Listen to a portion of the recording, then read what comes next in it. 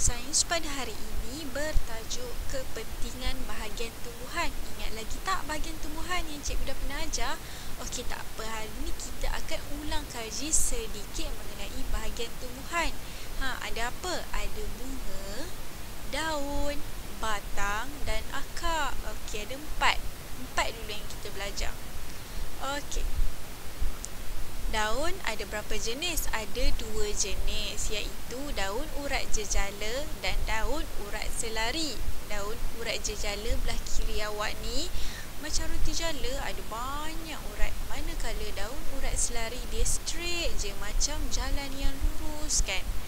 Okey, untuk batang pula, sebelah kanan awak ada pokok kelapa. Itu adalah contoh batang berkayu. Manakala sebelah kiri awak ada pokok pisang. Itu contoh batang tidak berkayu. Kalau kita nak tahu batang tidak berkayu ni, dia lembut, mudah tumbang atau mudah untuk dipatahkan. Manakala batang berkayu lebih kuat, lebih kukuh, lebih gagah. Kalau manusia lah. Okey, untuk bunga pula ada pokok yang berbunga dan ada pokok tidak berbunga. Maksudnya dia tak ada pun bunga.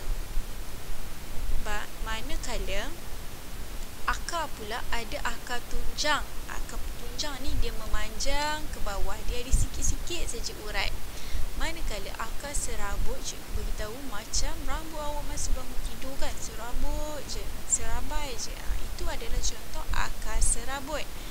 Okey, hari ini kita nak belajar kepentingan bahagian-bahagian tumbuhan tadi. Kenapa mereka perlu ada pada tumbuhan? Apa fungsi mereka? Apa peranan mereka? Okey, awak akan lihat video dahulu dan cikgu akan terangkan selepas ini. Saya tumbuhan. Ini batang saya. Saya juga punya akar dan bunga. Daun membuat makanan untuk semua. Saya sehelai daun. Pada daun makanan dibuat. Makanan membuatkan saya membesar, tetapi ia tidak dikunyah lumat. Saya batang. Saya mengangkut makanan dan air. Saya menyokong tumbuhan agar berdiri seperti askar. Saya akar. Saya menyokong dari bawah. Saya menyerap air, juga membuat tumbuhan gagah. Untuk pembiakan, saya gunakan biji dari buah. Tidak lama, pasti akar bercambah. Apakah yang kita lakukan apabila kita bahagian tumbuhan? Apakah kegunaan kita? Kita menyerap, mengangkut, menyokong, membuat makanan dan membiak.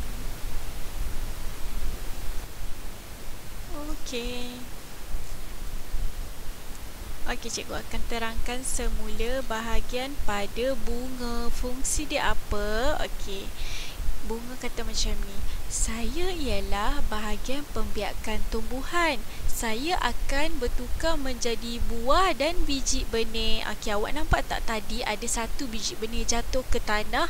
Bila biji benih tu jatuh ke tanah, akar keluar. Bila akar keluar, pokok pun, anak pokok pun naik. Itu adalah fungsi bunga. Bunga dia boleh jadi biji benih. Daripada biji benih tu akan jadi pokok yang baru. Okey, faham? Sebab ia adalah bahagian pembiakan tumbuhan. Ingat bunga untuk pembiakan tumbuhan.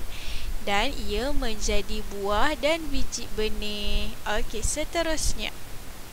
Batang. Batang, saya mengangkut makanan yang dihasilkan oleh daun ke semua bahagian tumbuhan. Fungsi batang adalah mengangkut. Awak ingat batang ni dia macam lori. Lori diangkut barang kan?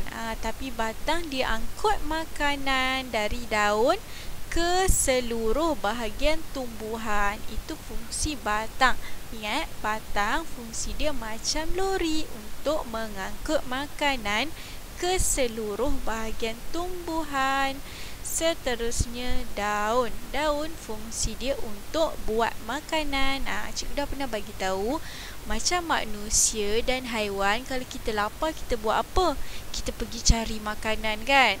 Tapi daun boleh berjalan tak? Tak boleh. Jadi macam mana dia hidup? dengan buat makanan sendiri. Pokok dia buat makanan sendiri.